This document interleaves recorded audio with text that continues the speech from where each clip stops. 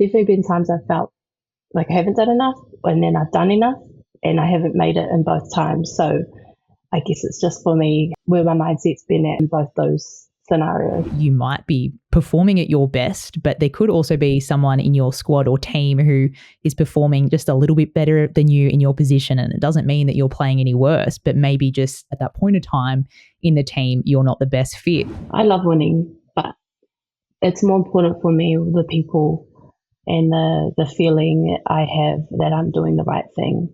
Welcome to 4TG. Whitney Souness, welcome to the 4TG podcast. Thank you. Thanks for having me on. Very excited to have you on because you are our first professional netballer and first New Zealander on the show. So you're ticking off a few boxes there.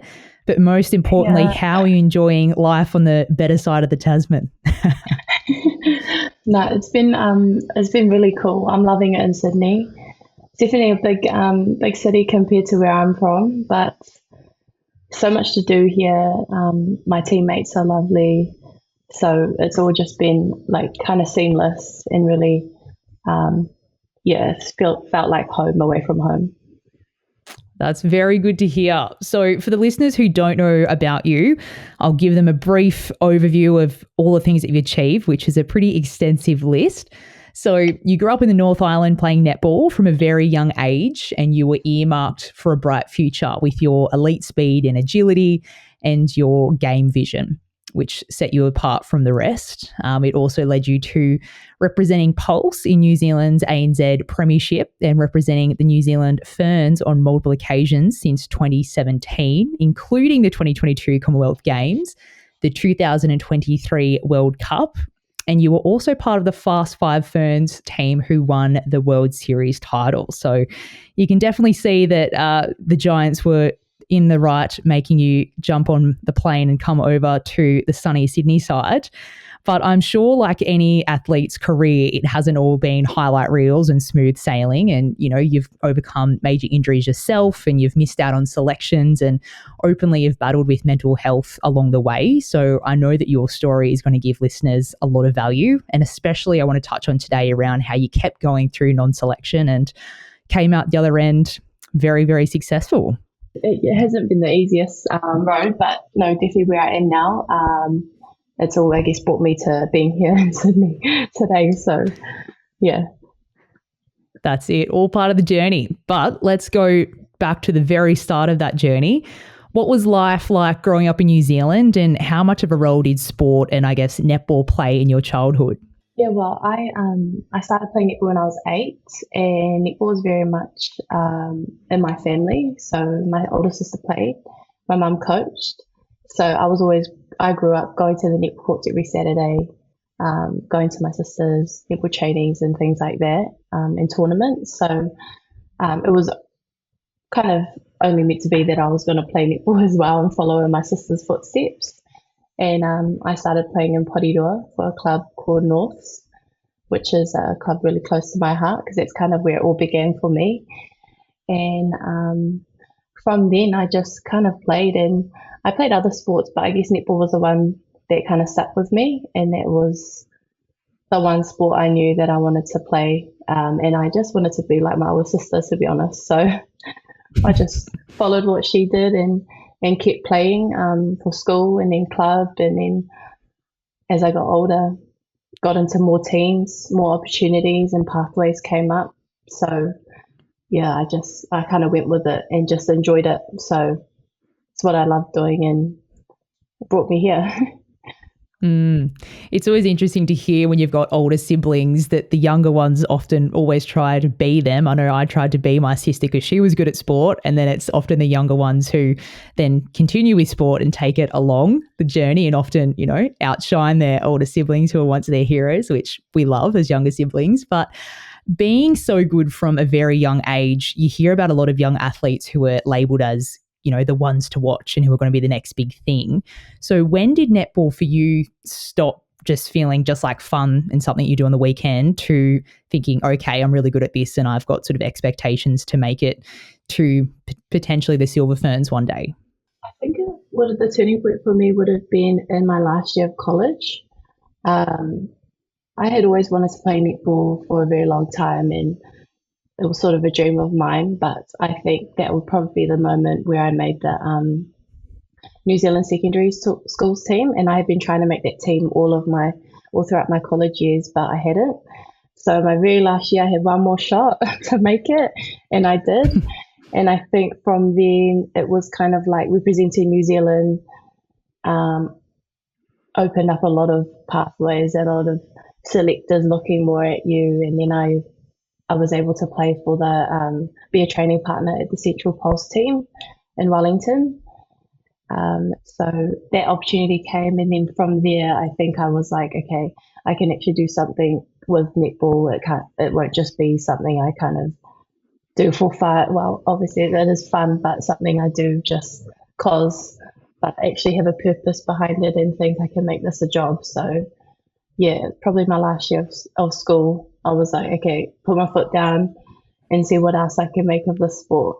Yeah. Do you remember the first time someone said to you that you could be a Silver Fern one day? And I guess what did that do to your mindset then? It was probably my very first coach I had at my North Club in Porirua, right from when I was younger. Her name was Elaine, and she always said, "You're going to go far." She always told my mum, my dad, "This girl's got some talent, so just keep pushing her and putting her in the right paths, and she'll make it."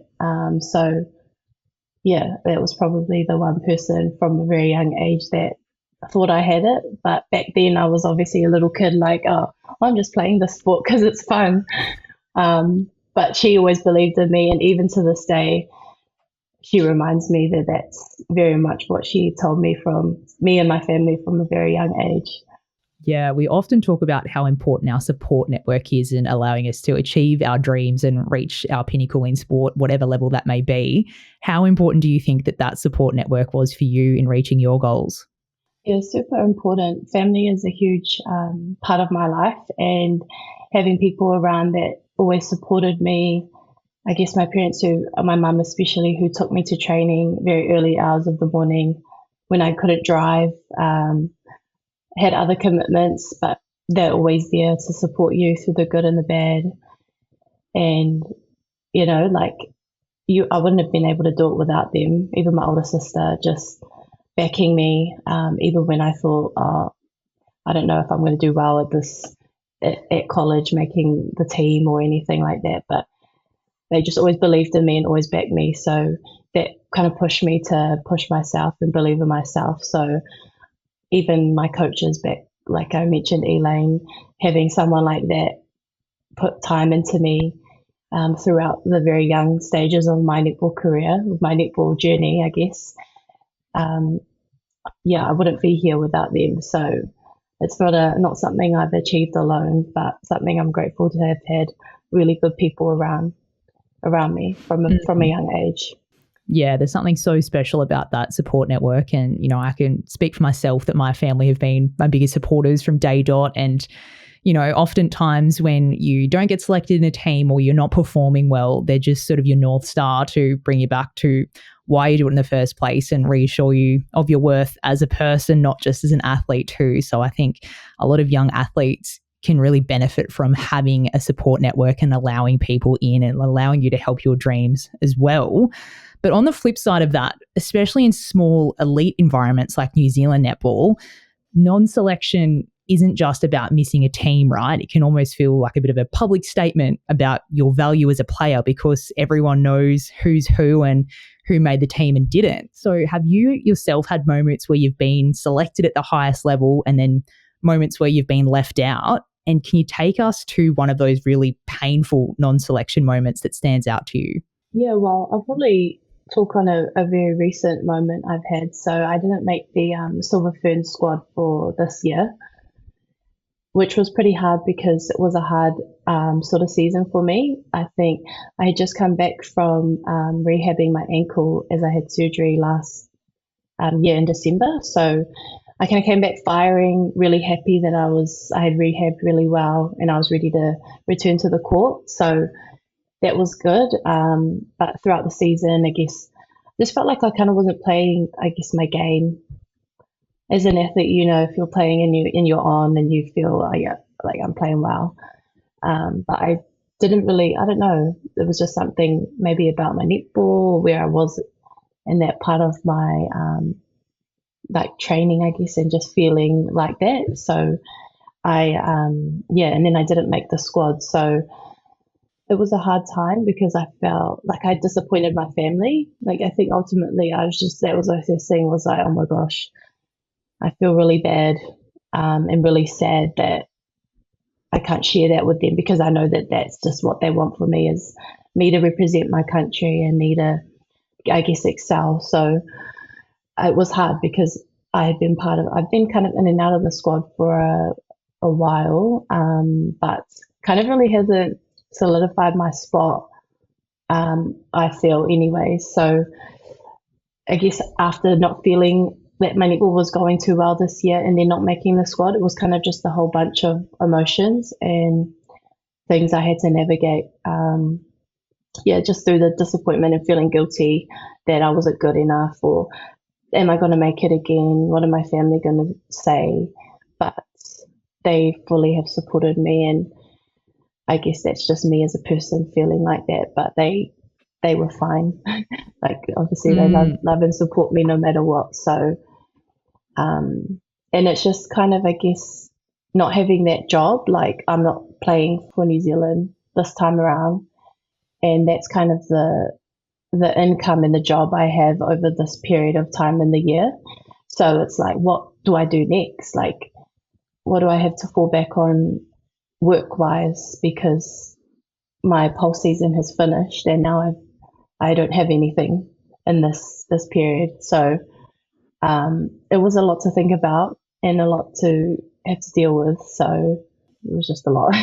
Sounds like it. And it's interesting that you say that you feel guilty and that you're letting your family down, because I think a lot of us do feel like that. But did you have a chat with your family when it happened, and did they sort of alleviate some of those anxieties that you're having around that?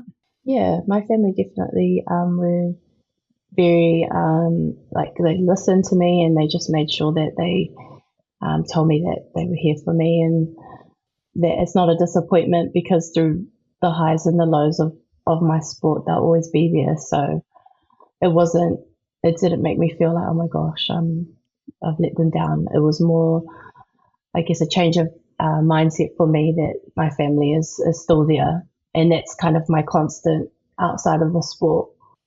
Yeah. And I'm sure that they are absolutely proud of you, because you've already made it so many times before. So, missing out on the one time, I'm sure, doesn't take away that pride that they've got for everything you already have achieved. Yeah, 100%.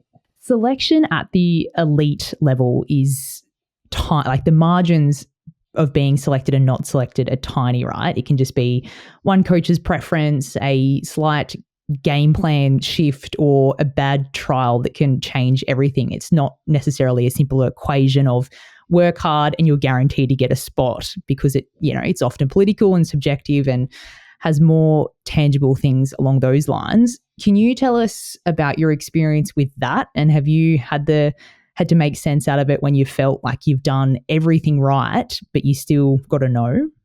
Yeah, I've had a few moments where I felt that way. Like I felt fit, I felt strong, felt fast, and kind of all the things that if I feel that way, then I know I'll be okay and do well. So I feel, yeah, like it's almost like I've given it my all. I've tried my best.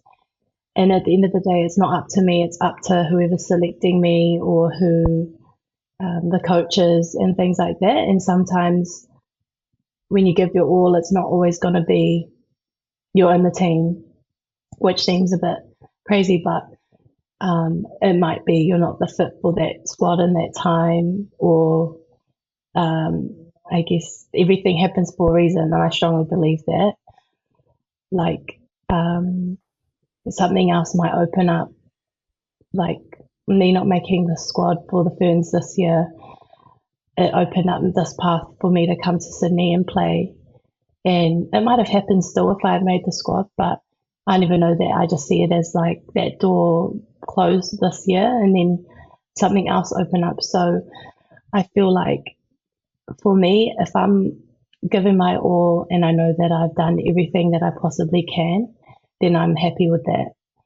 And it might not be good news, but as long as I've done that, then that's the main thing. And there has been times where I felt I haven't done enough. So I'm like, okay, I feel like I don't deserve to be there in this time, and I accept that. So it's always like a balance and dependent on what's happened and things like that. Like it's not always going to be perfect. I'm not always going to be the perfect athlete, but as I've gotten older and matured and stuff like that, I feel I'm more consistent in giving my all and knowing that, kind of how to do that. Whereas when I was younger, probably not so much, but so it's just a fine balance. But definitely been times I've felt like I haven't done enough, and then I've done enough, and I haven't made it in both times. So I guess it's just for me how I've been able, like where my mindset's been at in both those scenarios. That's a really important point you make too, that you might be performing at your best, but there could also be someone in your squad or team who is performing just a little bit better than you in your position. And it doesn't mean that you're playing any worse, but maybe just at that point of time in the team, you're not the best fit. So as you say, a no can also mean an opportunity elsewhere, which for you it meant, getting to come to the better side of the Tasman to Sydney. But it really is important to use that mindset, isn't it? Instead of just taking everything so personally and thinking, right, well, I'm not a good player anymore. This means that, I'm on my way out. It's just a really different, a different frame of mindset, which I think a lot of us, especially when we're young, can take everything so personally. Yeah, I think you just do when you're younger, you don't have that sort of life experience and have gone through, things that have made you learn and grow. So having those experiences behind me, I think it's come with time, just finally getting to that place where I feel that way. So yeah, definitely now it's changed, but yeah, there have been times where it hasn't been all smooth, and I felt like I've done all I can and that kind of thing. And who knows, maybe now I might find myself feeling that way again, like I haven't done enough, but I feel, I guess, more driven and more like I have a wiser head on my shoulders to be able to not really go backwards and feel like, I haven't done enough. Yeah, and I think one of the best places to develop that wise head and reflect is coming back from injury, which you've definitely had some significant injuries over your career, and netball being one of the sports that has the highest rates of lower limb injuries, with ankles and knees and ACLs, all the good ones that you've had a few of, and you've recently come back from an ankle surgery. So can you talk us through probably your most significant injury, or one or two of them, and what that sort of meant for you and your career at that point of time, and how your mindset has shifted coming back from multiple severe injuries and rehab? Yeah, well, I have ruptured my ACL, but this was in 2015, so quite a long time ago. But that was when that was one of my first seasons ever playing professional netball. So it was quite early in my career, and I guess I was a young athlete. Had never really been injured before, so it was my first major injury. And I still remember it. I remember everything that happened. I remember the day, the surgery, the rehab. But for me, I feel because I was so young and so eager, I could have gone two ways. I could have gone a way like, oh, I want to give up. I don't know if I can do this. Or the other way, which, was the way I went, like get back out there, do everything I can, and make sure that I can, get back to playing my sport. So I think going that way was, I was young, but I really wanted to play. So I wanted to do everything I possibly could to get back out there. And even though I got told I'd be out for about 12 months, I wanted to be back sooner and give everything I possibly could. So I had a lot of support, really good physios, coaches, my family, which helped a lot. And without sort of that, I think I would have been, I probably would have gone the other way. So yeah, it was definitely a hard time, but I managed to come back, I think, in about 8 months, which was Wow. pretty fast. But I felt strong and I passed all my tests, so I was pretty lucky to be able to move forward and move pretty fast. And then um, a year after that, I managed to play an actual season, and then the year after that, I made the Silver Ferns team. So it was a little detour, but I feel it made me a bit stronger, and yeah, my mindset and obviously my body as well. So looking back, it wasn't as bad. It was kind of just like a important part of my journey, I think. Yeah, and it's an important part of a lot of athletes' journeys. And rehab can be incredibly isolating. You go from being in the middle of everything to training alone in the corner of the gym, or being on the sidelines and watching your teammates do the thing that you love, which is extremely demoralizing at times. So aside from, the obvious, what were some of the darkest moments that you felt during rehab, and what were some of the ways that you managed to get through that without just thinking, oh, I'm just over this, I'm just going to give up? There's probably been a few times in my netball career where I felt really low, and that was probably due to non-selection, and a little bit like in my netball, I felt a bit lost at times, just with, is this really what I want to do? Do I still enjoy it? Is it?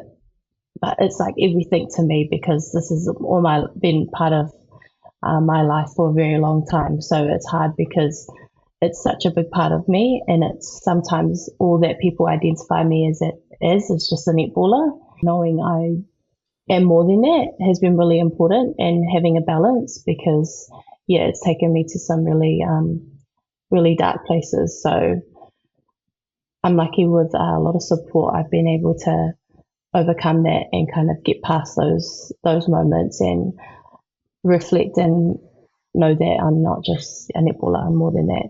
So from the outside, being a professional netballer or professional athlete of any description always sounds like the dream, right? But what is one thing you wish more people understood about the reality of being a woman in professional sport? Yeah, I guess I've always been like, in growing up in New Zealand with netball, we've always been kind of compared to rugby as female athletes, or I guess, being the top sport played in New Zealand, and that being majority of females playing netball. Like, you look around, there's so many girls, young girls, athletes, women that play netball. And I guess it is a bit different I don't know if you should compare, but it's hard for us, women's sport. It's not like we love doing it. Obviously, this is a dream for a lot of us, and we're very grateful we can play it and get paid for it, and it be a job for us to do full time. But compared to men's sport, we don't sort of, I guess, get as much as they do. Whether that's with facilities or money. At the end of the day, it is a job. We put a lot of time into it, and yeah, it's hard when you look around, and it's not as easy for us. Like, yeah, we don't get as much, but like I say, it's a bliss. We're blessed to be in our position where we can play it for a living. But it is hard to look around. Like, we've got to work really hard, and we put our body on the line all the time with our sport. Sometimes as women, you've got to have babies, you've got to, support all that stuff as well. Not saying that's me where I'm at, but there's a lot of things that female athletes get to do, and as females, we're powerful and we're strong. I guess having more people realize that and recognize that female sport, although it is amazing and we're very lucky, it would be sort of cool if we could get more out there in the spotlight and be, I guess, supported more, have more I guess, funding and things put into our sport, considering the amount of time and the hard work and training that we do. So hopefully with time that will improve and change. But I think it is like coming to Australia. It has been good as well, getting to see the difference back home. It's rugby, but here you get the likes of AFL as well. So yeah, there's just so many sports, and I think netball is a bit under the radar sometimes with who puts money into it and what we kind of get and all that. So hopefully with time it will get better. I've seen it develop over the years a lot though. So I've been around for a little while and seen the change, and it's not bad. Like we can still survive and make a living and stuff. So there is good parts and bad parts. I think for me it's just more getting exposure for our sport and getting sort of the big recognition that I think that we deserve as female athletes in netball. Absolutely. It's a really tricky position to be in, isn't it? Because on one hand, you're extremely grateful for how far we've come and getting to play at this level. But then you also, on the other hand, have this sense of frustration that women's sport is still so far behind. And especially when you compare it to AFL or to rugby back in New Zealand, it's just absolutely polar opposite. So have you felt that you constantly sort of struggle in this wave of both gratitude and frustration and saying that, this shouldn't just be as good as it gets for women in sport? Sometimes a lot of it is gratitude because I love playing netball and I am very lucky. So, but I think underneath all that, there is some sort of frustration or just why can't we be like them or get what they get? And there's a lot of things out of our control as athletes. We can only do so much, and it's not like we can have any influence on all that all the time, because we are also in control of what we do with our sport and our money and all those kind of things. So, I guess it's just seeing it, getting more recognition and more put into it, I think, for me. But it's been, I've been good so far to be able to get to where I am and pretty much play sport. And I've had little bits of jobs and been able to study on the side. So there are other doors and other things that we can do as athletes, not just play netball. So yeah, what do you think actually needs to happen at a local level through to a professional level to increase women's sports visibility and its growth, and one day allow for it to be more of a full-time, well-paying role for future female athletes? Obviously in netball it's very it's different. We get put on tiers sometimes, so we get in a team we might get different amounts of money. So it would be, I guess, nice if that's kind of an equal amount, or obviously there's younger players and more experience and that kind of thing. But if that was, a bit more, or there was more sort of opportunities for us to get more. I'm not saying it's a money thing, but at the end of the day, we do this full time and we put our lives into it and a lot of our life. And sometimes it doesn't leave room for us to be able to do much else. So I guess if that's what we're doing full time every day of our lives for 10, 15 years of it, and then afterwards you're left thinking, where did all that time go? If there was more offered in that period of time where we're playing, I think that would be kind of beneficial for us as athletes, as female athletes. And also for support staff in the female space, because they're getting paid minutely a lot of the time compared to those in male sports as well. And we often say that, for services aren't as good, resources aren't as good, but we can't expect to be attracting the best talent in the medical staff realm if, they're getting paid extortionately low. So I think it's a bit of a double-edged sword that, while women, we don't get paid as athletes well, we also need to ensure that our support networks are getting paid so that we can not be as injured, and we can, perform at our very best, and by default the product will be better and we'll get more sort of media attention and broadcast rights and things like that. So it's a bit of a chicken and an egg scenario. Yeah, 100%. I think the support that we have as female athletes, like we meet some amazing support staff that help us like hugely. So when we learn that maybe sometimes their contracts aren't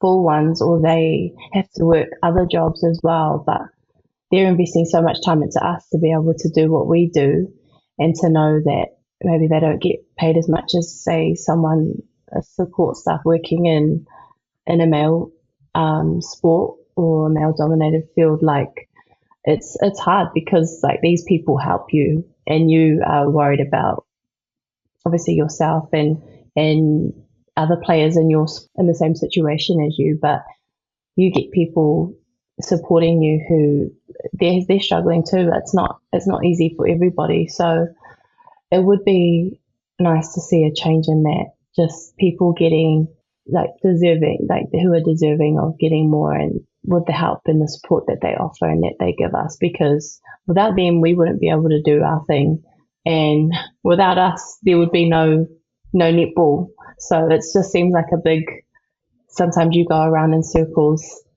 thinking, what about that, or what about this? Because there's so much more to it. And sometimes as a female in a female sport, you think, oh, I wish it was we didn't have to worry about this stuff, but we do. And exactly.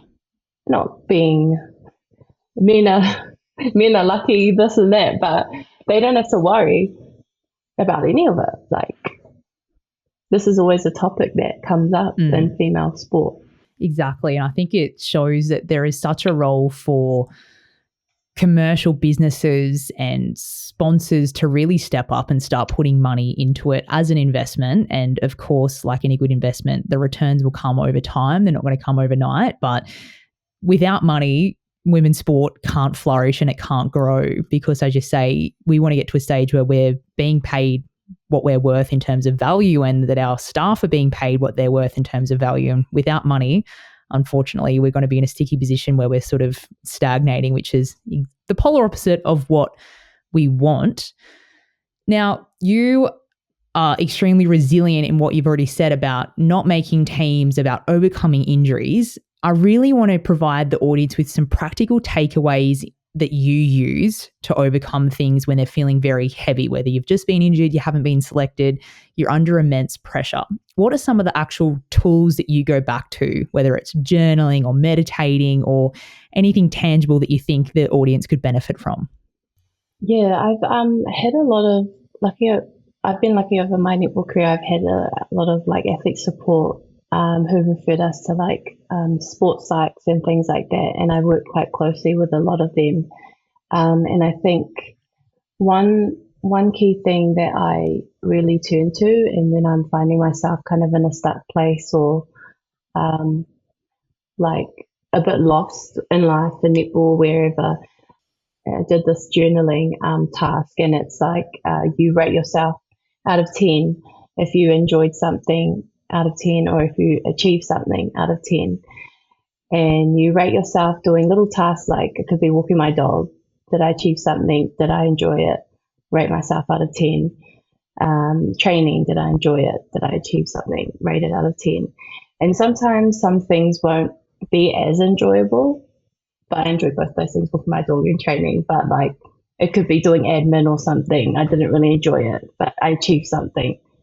So therefore, I feel like I've accomplished something in my day. So I think it's just little things like that that have kind of helped me, give me purpose and direction. And that's not really necessarily relating to netball. It's more just like as a person. And I think that's more important to me, is me looking after myself, so that I can give to the sport and I can be a good netball player. Because if I'm not kind of taking care of me, then I know that I can't give to my team, my teammates, or even to what I'm trying to achieve on the court. So I think that's been a big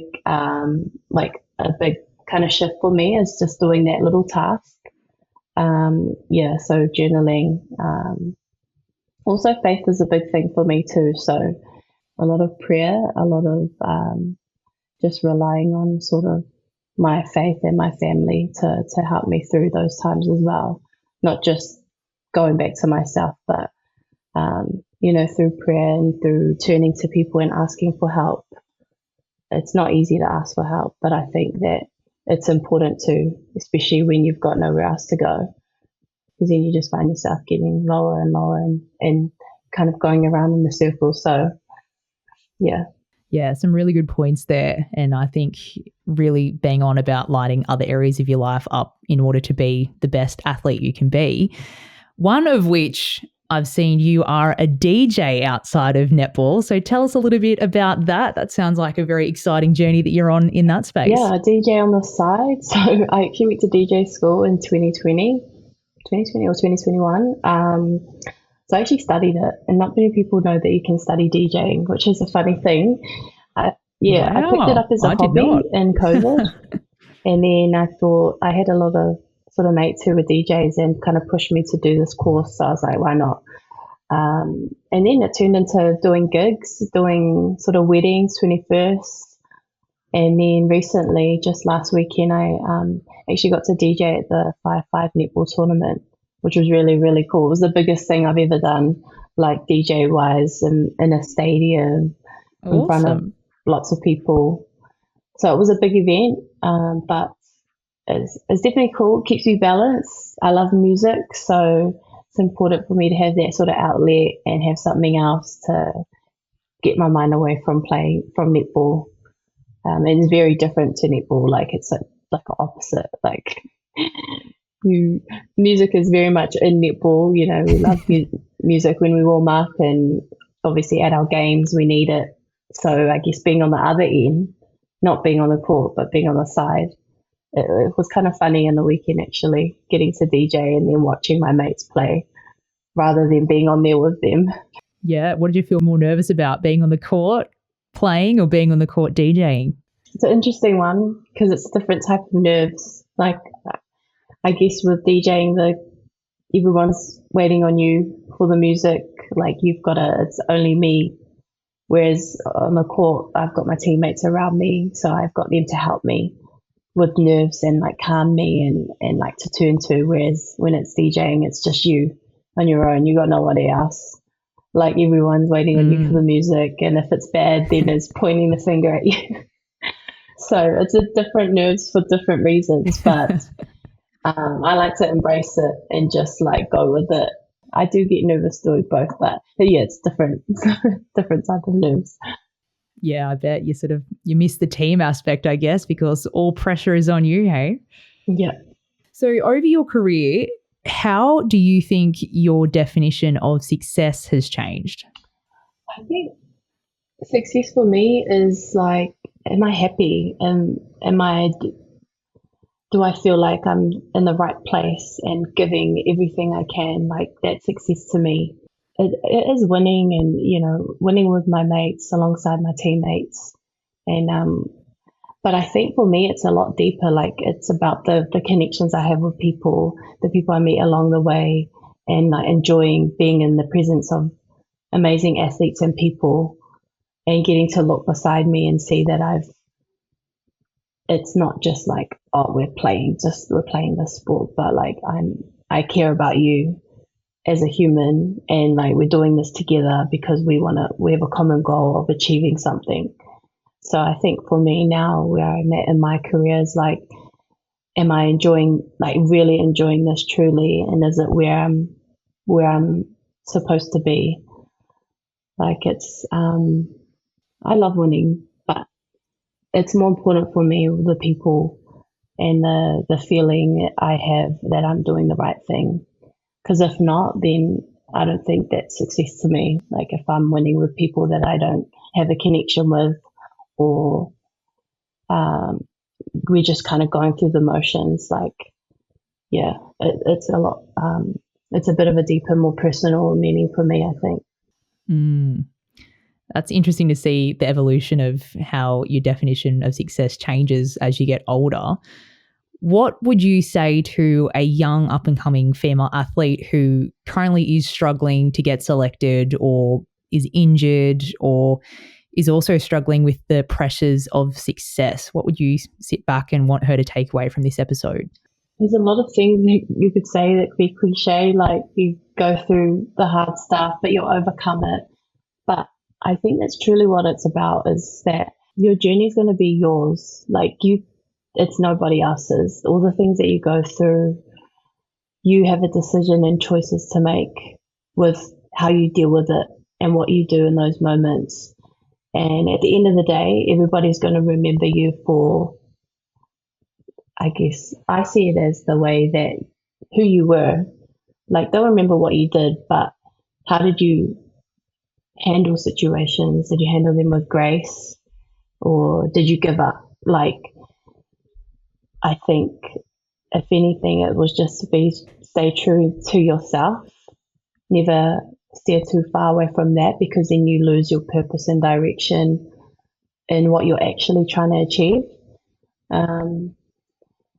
Stay true to yourself and just make sure you're always checking in that this is what you want to do, and that you still love what you do. Because so many times, I've had times where I've questioned myself and thought, is this the right path I'm on? Like, what else could I have done instead of netball?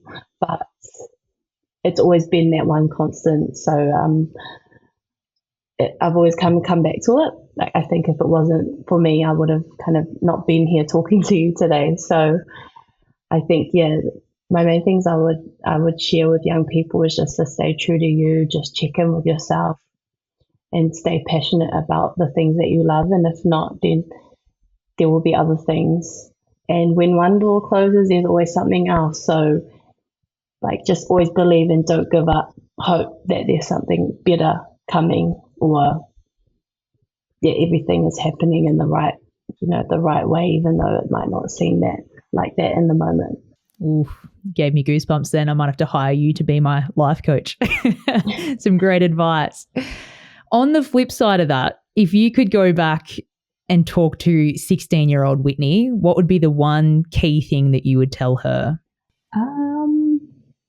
To stay grounded in everything that you do, whether it's netball or something else, and make sure you always give thanks for the people around you who help you every day do what you do.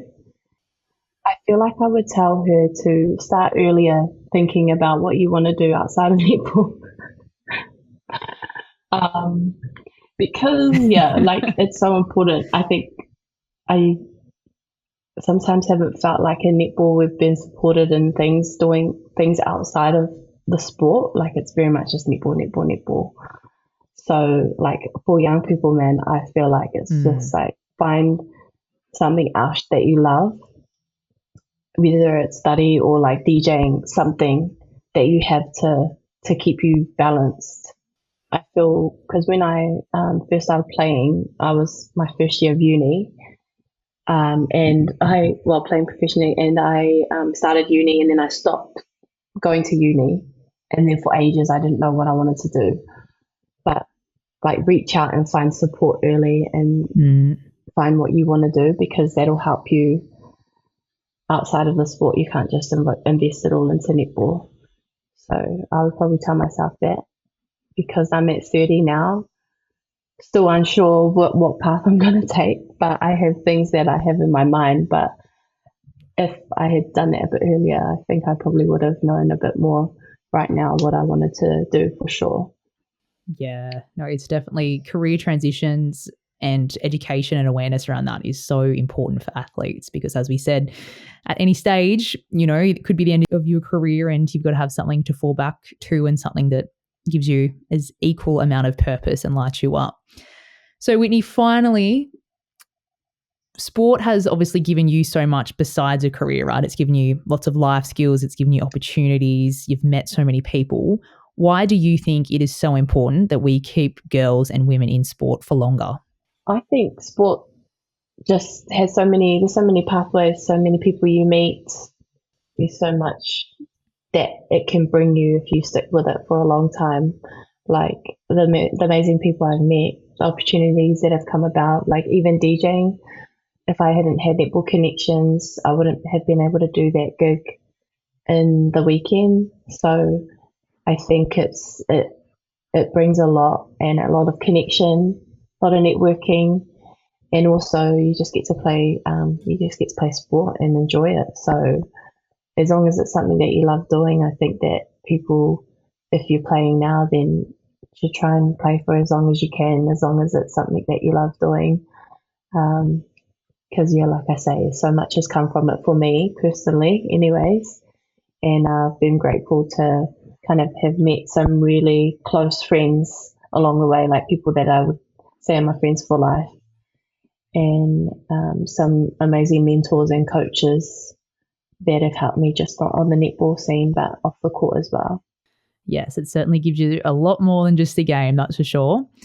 Well, Whitney, thank you so much for jumping on today. And, I think the greatest takeaway here is the power of community and your support network, and just the ability to stay in sport for the right reasons, and the resilience it takes to overcome injuries. And I love what you said about non-selection, that, you still have to show up and try your hardest, but sometimes that's just not the right fit for the team. But when one door closes, another one opens. You just need to be open-minded enough for that.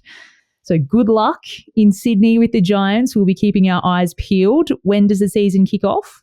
We start playing, actually, our first game is in March, so early March or mid-March. So still a bit of time. Brilliant. Well, all the best Thanks, in pre-season. And I look forward to watching you in the big netball series. Thank you so much. Thanks heaps for having me on today, and it's been really cool chatting. Brilliant. Thanks, Whitney.